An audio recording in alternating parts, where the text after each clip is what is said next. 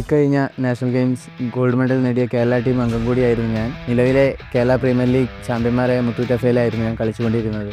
കഴിഞ്ഞ വർഷം super league Kerala ആരംഭിച്ചപ്പോൾ ഞാൻ ഒരുപാട് ആഗ്രഹിച്ചിരുന്നത് എനിക്ക് ഇതുപോലെ ആ ഗ്രൗണ്ടിൽ അത്രയും കാണികൾക്കിടയിൽ കളിക്കാൻ സാധിച്ചിരുന്നെങ്കിൽ എന്ന്.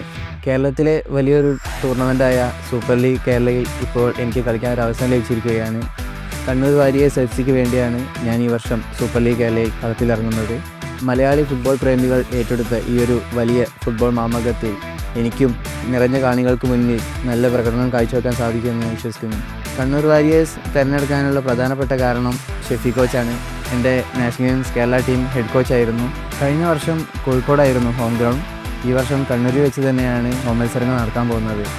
അപ്പോൾ കണ്ണൂരിലെ കായിക പ്രേമികളുടെ മനസ്സിൽ ഒരു ഇടം നേടാൻ പറ്റുമെന്നുള്ള വിശ്വാസത്തിലാണ് ഞാൻ.